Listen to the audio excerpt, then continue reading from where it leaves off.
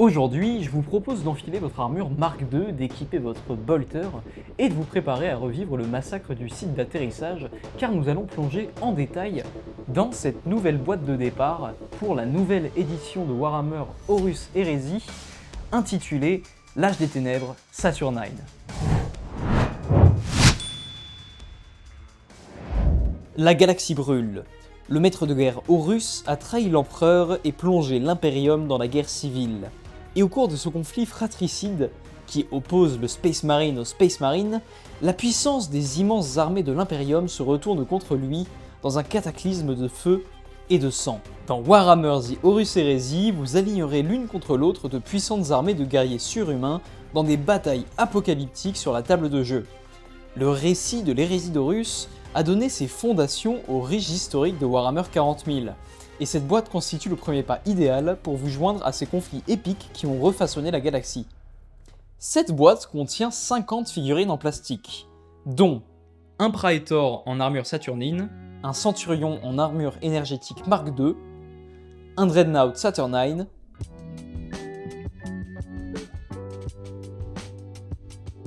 une plateforme accélérateur quadritube Arachnae, 6 Terminator Saturnine,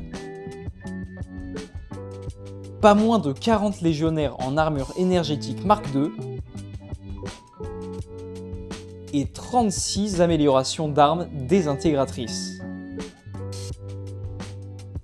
Il contient aussi le livre de règles relié de 352 pages, un livret d'introduction et guide d'assemblage, 2 fiches de référence, 20 dés à 6 faces, un dé de déviation à 6 faces, 3 gabarits, une réglette et 40 pions de statut tactique et d'objectifs.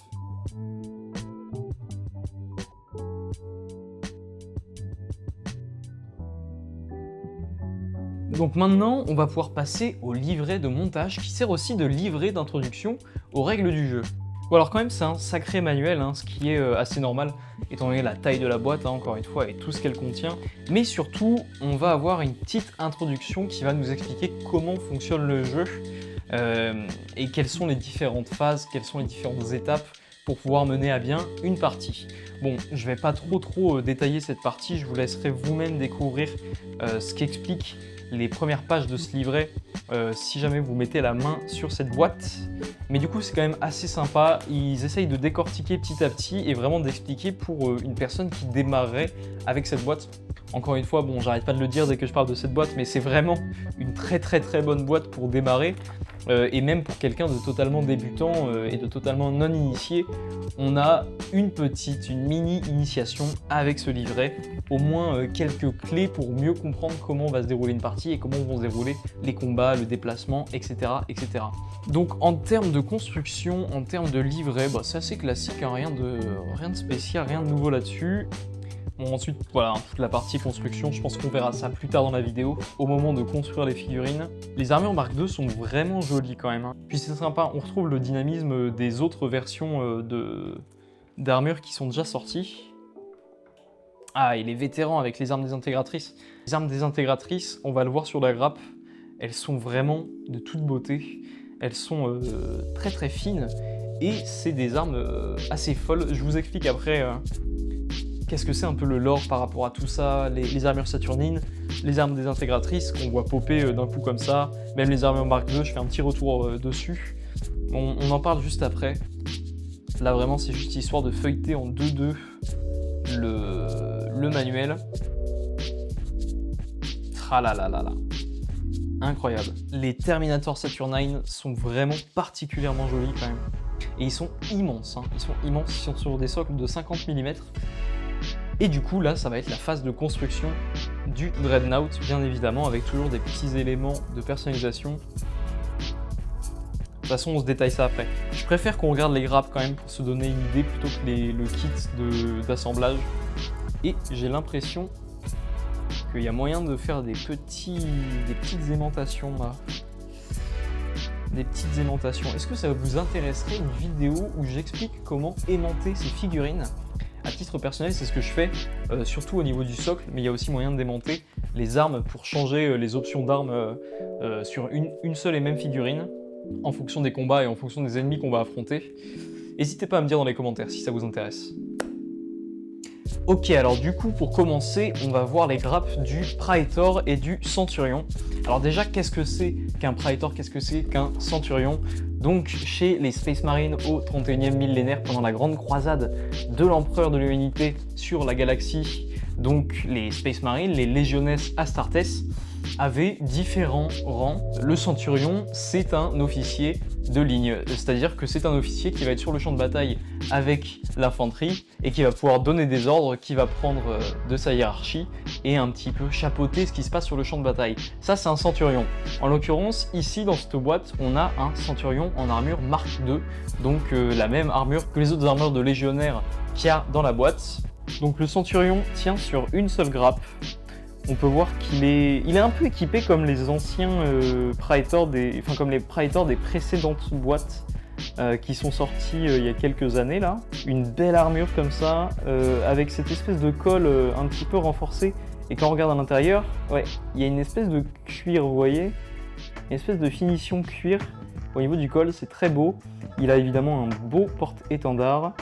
Il doit avoir une espèce de masse énergétique et il a une arme combinée, alors je pense que c'est un combi-bolter avec fuseur très certainement et un pactage tout à fait incroyable. C'est assez amusant que ce soit un Centurion parce qu'il est vraiment équipé de la même façon que les Praetor des précédentes boîtes. Mais du coup, qu'est-ce que c'est qu'un Praetor? Le Praetor, c'est tout simplement l'officier le plus élevé de la Légion, donc juste en dessous du Primarque. Donc c'est quand même pas rien, alors que le Centurion, bon, c'est un Centurion, c'est un officier de ligne, bon, c'est pas non plus incroyable. Le Praetor, lui, il est vraiment puissant, quoi. Il a vraiment de hautes responsabilités sous ses ordres. Et là, du coup, on a un Praetor en armure Saturnine. Donc les armures Saturnine, on va en parler un peu après niveau lore. Il est assez cool. C'est intéressant parce que j'ai l'impression que contrairement aux autres héros de la boîte et de Warhammer 30K et même des figurines Games Workshop en général qui sortent aujourd'hui, j'ai l'impression qu'il va y avoir un minimum de personnalisation sur cette figurine. Il y a énormément d'options, notamment rien qu'au niveau des têtes. Là, on a une première tête. Là, on va avoir deux autres têtes. Celle-ci qui est un peu style Dark Angel. On a celle-là aussi. J'en ai vu une autre. Ah voilà. Il y a elle qui va beaucoup plus rappeler les Salamanders, je trouve. Bah je pense que oui, c'est fait exprès. Oui, bah il y a des flammes sur le front. Donc c'est tout à fait un crâne de Salamanders. Enfin un casque. On voit ici la base pour construire le Praetor en armure Saturnine. Et on remarque que c'est arrondi. Au niveau des jambes, c'est arrondi. Comme si on pouvait choisir la direction dans laquelle on met les jambes. Peut-être que c'est lui qu'on va monter. Je sais pas. Je vais voir. Beaucoup de petites parties quand même hein, pour un personnage. Le Centurion, il a une pauvre grappe. Lui, il a 3 fois ce que le Centurion a, c'est quand même pas mal. Après, à voir si c'est long à monter ou non. Je sais pas, ouais, je pense que je vais le monter lui. Je voulais monter un Saturnine classique, mais je pense que je vais le monter lui. Ce sera plus intéressant. Magnifique Tactical Rock. Très scénique. Contrairement à d'habitude, je trouve que ce Tactical Rock est particulièrement joli et qu'il a un aspect particulièrement réaliste, enfin du moins vraisemblable. Et du coup, maintenant, on va pouvoir passer au Dreadnought, qui est quand même la sortie, je pense, qui a fait le plus de bruit dans cette boîte et dans la communauté. Donc du coup, le Dreadnought, on est sur 3 grappes, donc une moyenne et 2 grandes grappes. Ça fait beaucoup de petits éléments quand même. J'espère que ce sera pas trop compliqué à monter. Ça fait partie des figurines que je vais monter après plus tard dans la vidéo. Il est bien équipé quand même. C'est la grappe des armes. Il doit y avoir quelques autres morceaux sur les grosses. Mais en tout cas, je crois que ça, ce sont des armes qui vont se mettre, qui vont venir se fixer sur le torse. On a... Ça doit être les nouvelles armes. Les armes désintégratrices, ouais, adaptées au torse du Dreadnought. On a ces canons immense. On a ici, je crois que c'est une bombarde à plasma, mais il y a beaucoup de nouvelles choses. Et c'est assez intéressant, je peux en parler maintenant, en même temps qu'on regarde les grappes. Mais en fait, la technologie Saturnine, ou Saturnine à votre convenance, c'est une technologie qui date d'avant l'ère des luttes.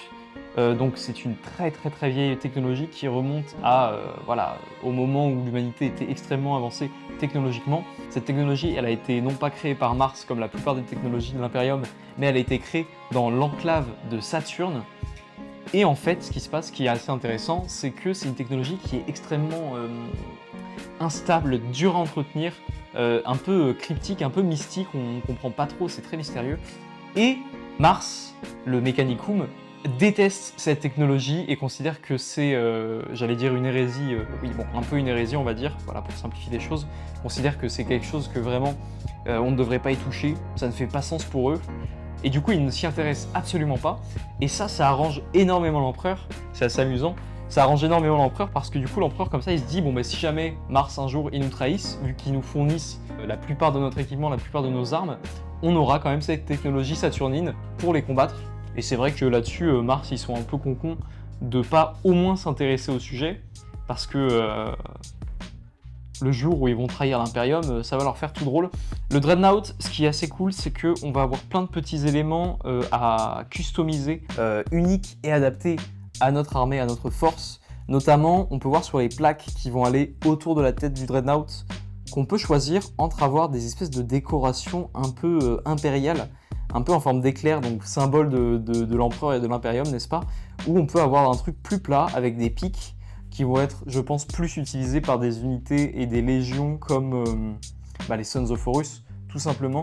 Je crois qu'il y en a un troisième. Ouais, voilà. Il y en a un troisième qui, cette fois-ci, est tout lisse, donc sans décoration, quelle qu'elle soit. Sympa aussi, si on veut plutôt faire du free-hand ou mettre son symbole.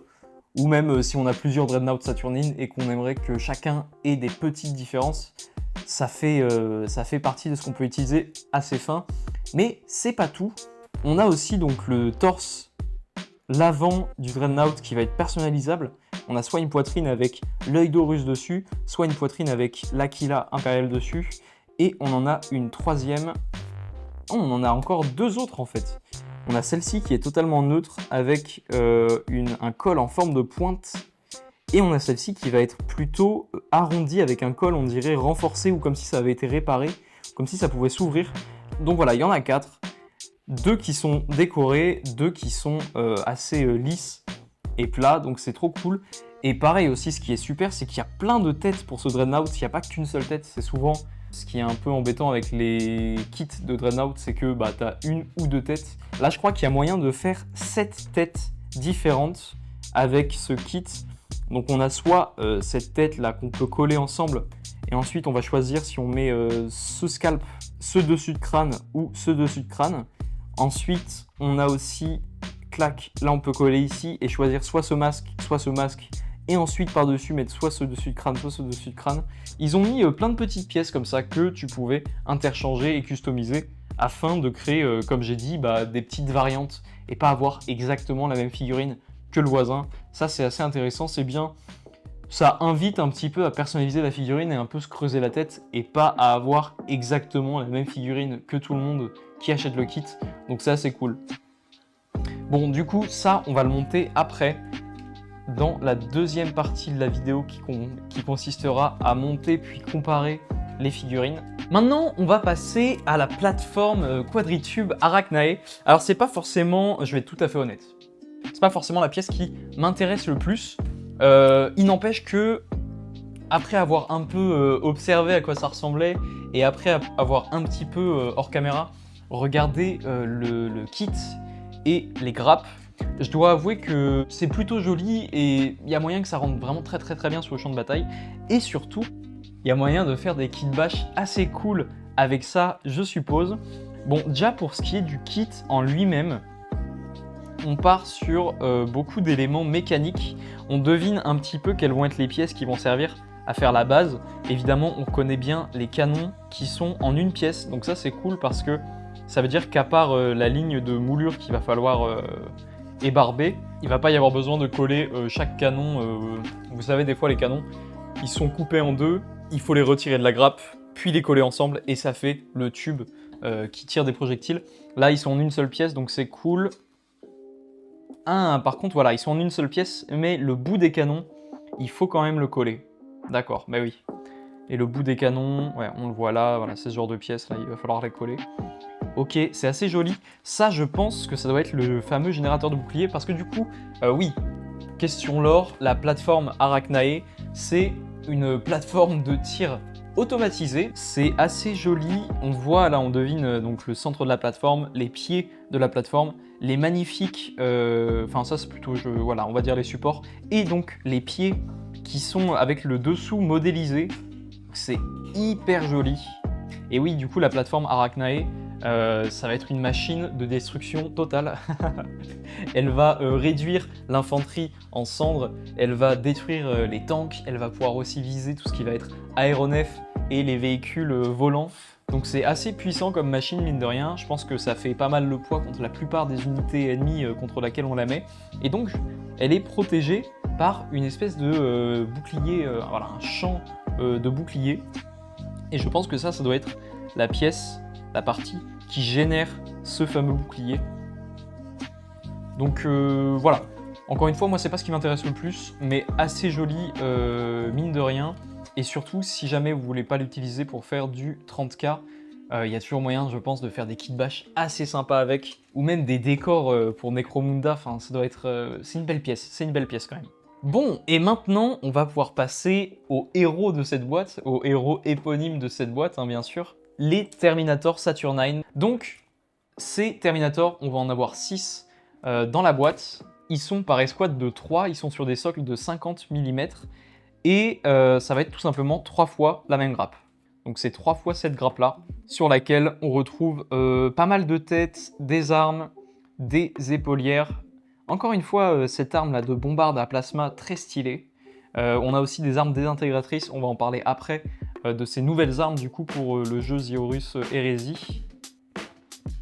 Et donc on a les corps sur lesquels on va pouvoir monter les jambes, le torse, etc. etc.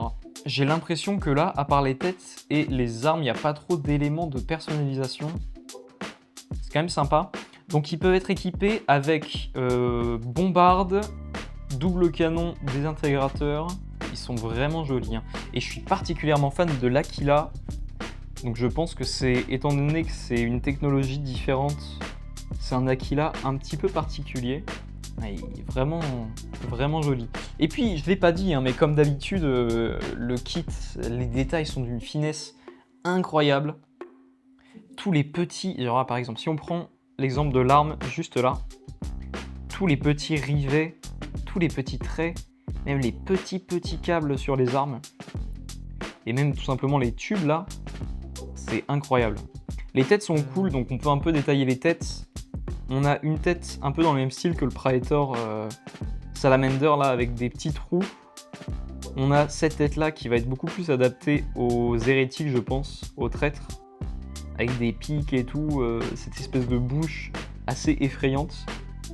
On a aussi des têtes un peu plus classiques, donc là on a une augmentation de visée lentille augmentée, et là on a une tête, un casque classique. Très beau kit qui a l'air un peu complexe à monter quand même, mais on verra ça au moment du test. Bon alors ensuite, bien sûr, on a les 40 légionnaires. Alors 40 légionnaires, c'est vraiment énorme, donc ça fait 2 boîtes de 20 légionnaires. Ils sont en armure Mark II, assez classique, hein, ça change pas des autres kits d'armure qui ont été réédités il y a quelques années. La Mark II, on la connaissait déjà parce que, si vous vous souvenez bien, dans le kit de Land Raider Spartan, vous aviez le mec à bord du Land Raider qui était équipé d'une armure Mark II. Et donc, comme je le disais, elle ressemble quand même pas mal à l'armure Mark III, parce que l'armure Mark III, c'est tout simplement une amélioration de la Mark II. Ça se remarque notamment du coup au niveau du casque en fait. Le casque ressemble beaucoup au casque de Mark III, sauf qu'il a une espèce de visière en un seul morceau et non pas 2 lentilles comme les autres modèles d'armure qui sont arrivés après. Il a aussi exactement le même pattern de bolter que le kit de Mark III, sauf que on a une petite lunette de visée en plus. Ensuite, en ce qui concerne le paquetage, bah, il est très proche de ce qu'on a avec la Mark III, encore une fois, mais il est assez joli, on voit quand même que c'est un paquetage différent. Moi j'aime bien, et peut-être même que je préfère à ce qu'on a eu avec la Mark III. Et j'aime vraiment beaucoup ces espèces de bouches d'évacuation de chaleur là. C'est vrai que c'est quand même particulièrement adapté aux Iron Warriors, hein. C'est tout à fait leur style, ce genre de casque et ce genre d'équipement. Et je voulais voir... Ouais voilà. Comme pour les autres kits Horus Heresy, on a ce type avec une pointe sur la tête. Mais en gros, voilà, c'est un officier qui va avoir une crête sur la tête qui va permettre de montrer son grade, un sergent quoi en gros. Ça c'est un détail assez sympa. J'aime bien le côté vraiment organisation militaire antique avec les légionnesses Astartes. Ça se marie vraiment très bien à leur lore. Tiens d'ailleurs c'est intéressant de noter que les épaulières aussi ce sont les mêmes que dans le kit de Mark III. Et on a ces superbes baïonnettes épées tronçonneuses là, qui sont très cool et qui j'imagine doivent être très pratiques pour couper à travers les armures ennemies. Donc du coup là on a 4 fois le même kit, 4 fois les deux mêmes grappes de taille moyenne. Très joli, ça en fait quand même des Space Marines, hein. Ça en fait 40, c'est pas mal du tout. Et là ce qui est cool c'est que si vous avez des autres kits de Space Marine que vous n'avez pas encore monté, vous pouvez essayer de faire un petit peu des kits bâches pour mix and twist tout ça, mettre des casques de Corvus, mettre des armures de Mark III, des épaulières de Mark II et tout. Ce qui est intéressant de noter aussi, c'est que comme pour les autres kits de Space Marine, on a cette petite grappe supplémentaire. Hop. Donc on a cette petite grappe supplémentaire, c'est la même pour tous les kits, sur laquelle on a des baïonnettes normales, on a de l'équipement, notamment des holsters, on a des grenades, et de l'équipement pour le chef, à savoir un point énergétique, une épée, la bannière, on a aussi un Voxcaster, enfin ça s'appelle pas un Voxcaster à l'époque de 30K, le pistolet plasma qui est magnifique. Je suis complètement fan de ce pistolet plasma. Et on va pouvoir parler des nouvelles armes, donc les armes désintégratrices. Alors ça c'est une technologie un peu comme pour Saturnine.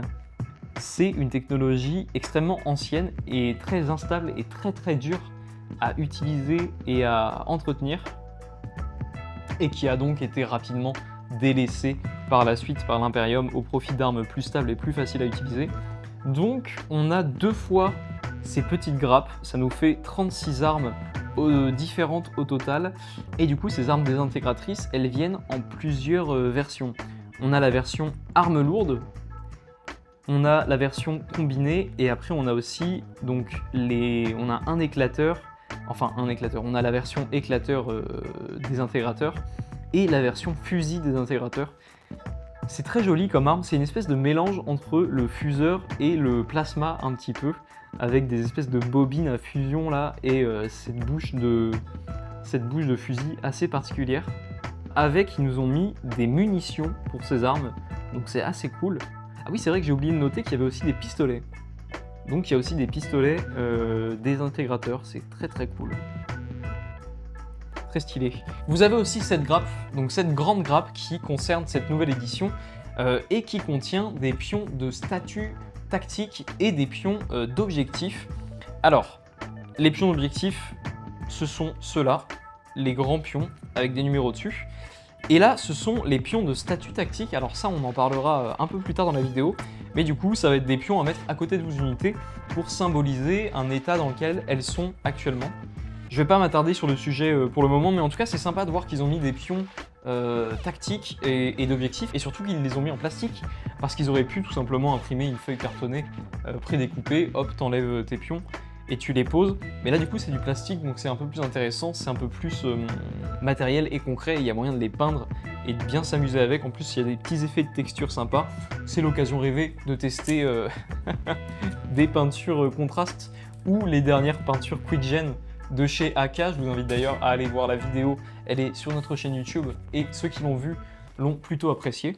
Et du coup, on a bien sûr la feuille de décalcomanie. Il y a énormément de décalcomanie, il y en a plus de 1000 je crois, plus de 1100.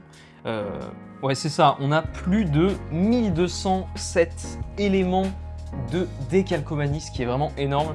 Et c'est assez cool parce que cette nouvelle édition, hein, vous l'aurez remarqué, c'est pas Imperial Fist contre Sons of Horus, c'est Iron Warriors contre Salamanders.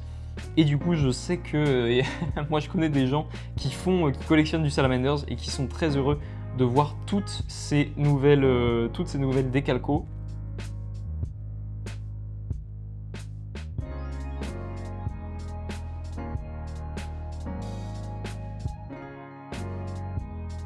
Donc, que cache ce nouveau livre de règles de 352 pages? Il est divisé en plusieurs parties. Si vous êtes un habitué des livres de règles Warhammer, vous n'allez pas être dépaysé. Comme d'habitude, on va avoir une section introduction à l'univers avec beaucoup de lore, des illustrations. Évidemment, on a un chapitre, comment dire ça, on a quelques pages qui sont dédiées à chaque faction, à chaque légion de l'Adeptus Astartes, enfin des Astartes, des Legiones Astartes, en termes Warhammer Horus Heresy. Donc dans toute cette première partie, ça va être de l'historique, on va vous révéler les histoires, le setting, le contexte dans lequel vont évoluer nos batailles, dans lequel vont évoluer le jeu, avec des détails par exemple sur des factions telles que les Sœurs du Silence, qui existaient bien sûr déjà à l'époque. Et ensuite, assez rapidement, on va passer aux règles de base du jeu. Donc on va avoir toute une section qui va expliquer comment le jeu fonctionne de manière basique, quelles sont les règles fondatrices du jeu Warhammer The Horus Heresy. Puis ensuite on va avoir une autre partie qui va être avec des règles beaucoup plus poussées, qui va aller voir les détails, notamment les nouvelles techniques et les mises à jour de cette nouvelle version, donc de cette V3. On va avoir toute une partie qui va nous expliquer comment se déroule une bataille, quelles sont les différentes phases à respecter. Et bien sûr, on va aussi avoir une partie qui va nous expliquer comment constituer des armées avec cette nouvelle version, comment se passe la création d'armées, les détachements, etc., etc. Donc, en même temps qu'on feuillette le livre, ça va me permettre un petit peu de parler des nouveautés et des changements qu'a connu cette nouvelle édition. Donc, globalement, avec cette nouvelle version, vraiment, ce que va viser Games Workshop, ça va être de simplifier pas au maximum les règles, parce que ça reste quand même un jeu assez complexe et qui laisse beaucoup de place au narratif, à la précision, qui va laisser énormément de place, surtout avec cette nouvelle édition, au moral de ces unités. Maintenant, il va falloir faire très attention au moral de ces unités. Ils ont plusieurs moyens d'être complètement bouleversés avec les nouveaux pions d'objectifs tactiques, donc c'est hyper intéressant. Ça reste un jeu très vaste, mais quand même, il y a plein d'éléments qui étaient un petit peu superflus, qui sont passés à la trappe, ce qui permet d'avoir des parties peut-être plus fluides, mais toujours complexes, ce qui est très intéressant, et ce qui est ce qu'on recherche finalement quand on joue à The Horus Heresy. On aime bien ce côté où ça prend plus de temps, où on va plutôt se concentrer sur le narratif, on va plutôt se concentrer sur ce que raconte l'histoire, ce que raconte la bataille qu'on est en train de reproduire avec les figurines. C'est hyper intéressant, et donc, encore une fois, en ce début de nouvelle version et de cette nouvelle édition de la V3 de Warhammer The Horus Heresy, il ne faut pas hésiter à commencer à s'intéresser à ce jeu si on a commencé avec Warhammer 40 000, qu'on s'amuse mais qu'on aimerait aller peut-être un peu plus loin ou vivre un peu d'autres aventures avec les figurines sur le plateau. Et du coup ici c'est toute une section où il détaille très précisément comment l'armée qu'on nous présente ici a été construite en fait selon ce nouveau mode de création d'armée par détachement. C'est hyper intéressant parce que c'est un système qui est précis mais qui permet quand même d'avoir beaucoup de liberté et de pouvoir construire des armées un peu comme on l'entend, et vraiment ça fait plaisir d'avoir un peu de liberté quand même quand on crée son armée, si on veut un thème, si on vise pas forcément, comme je l'ai dit, la méta, donc la perfection en termes de stats et tout, en termes de marquage de points, mais si on vise plutôt un projet sur le long terme, une vraie belle armée thématique, maintenant c'est possible de la jouer. C'est vraiment un magnifique bouquin, et ça donne vraiment envie de se lancer dedans. Je trouve, moi personnellement, je suis sûr que c'est avec cette version que je vais enfin commencer à jouer à The Horus Heresy. J'ai déjà une petite armée en préparation. Maintenant, ce que je vous propose, c'est qu'on monte quelques figurines. Donc en l'occurrence, on va se monter un Praetor en armure Saturnine, et on va aussi se monter le Dreadnought Saturnine, voir un petit peu ce que c'est que tout ça, et aussi voir leur taille surtout, parce que le Dreadnought Saturnine a l'air assez massif. Et du coup, pour comparer, j'ai ramené deux petites figurines maison, qui viennent de chez moi, de ma collection personnelle. Donc on a un Ursarax de Cort, Ursarax de la faction Mechanicum, et bien sûr on a aussi un Dreadnought Contemptor, donc il est un petit peu kit bash, il est un petit peu modifié, mais la base voilà est la même, et c'est vraiment le Dreadnought de base, celui que à peu près tout le monde a dans son armée. Donc je me dis que pour commencer à comparer un petit peu les tailles, ça peut être intéressant de partir sur ces deux figurines là.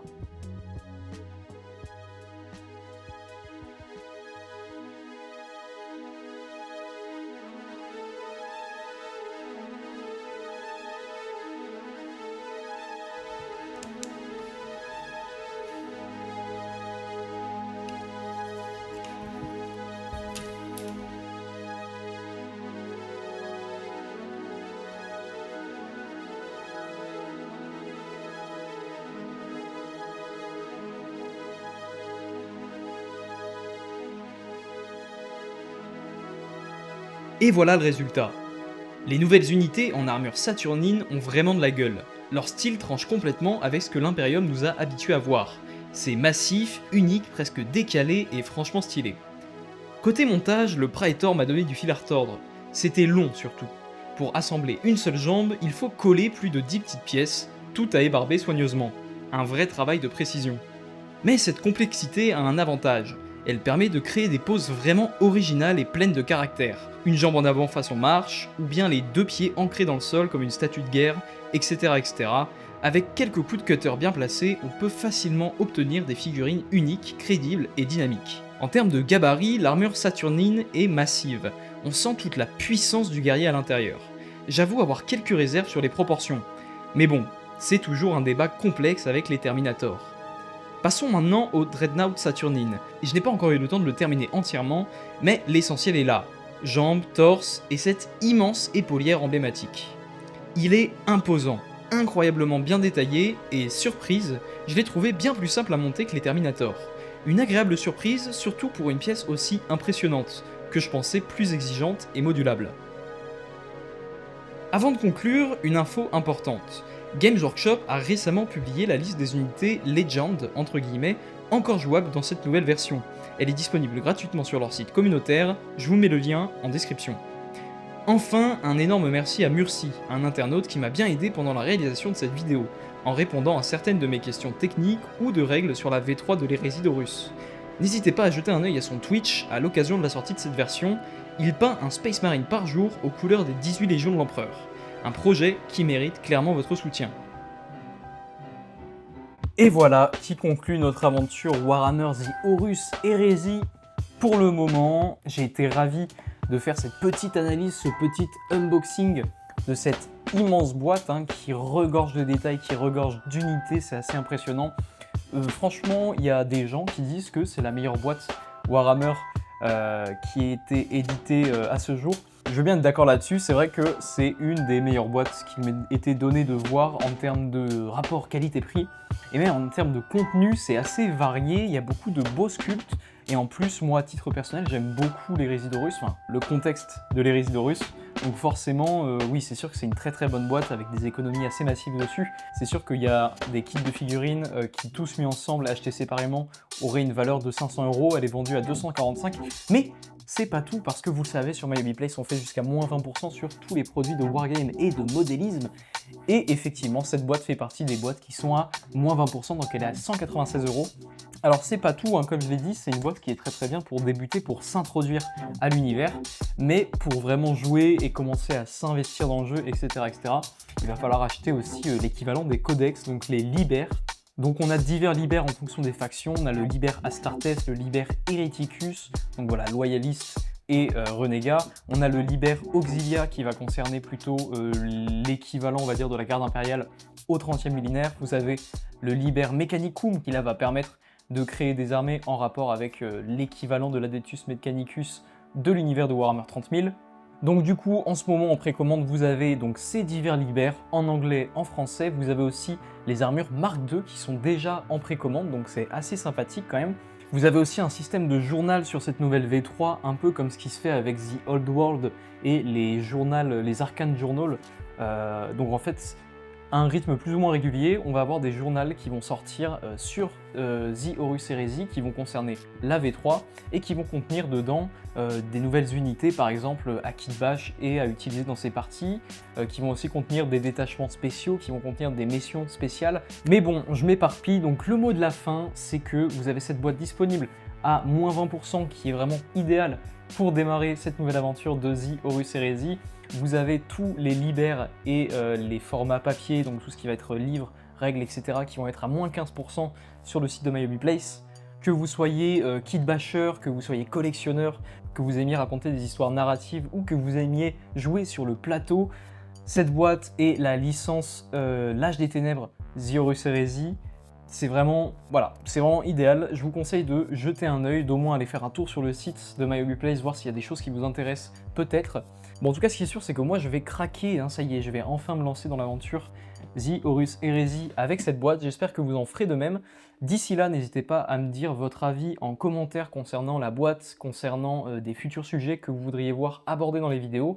N'hésitez pas à nous poser des questions, vous êtes déjà 2000, on va bientôt faire une FAQ pour répondre à toutes vos interrogations.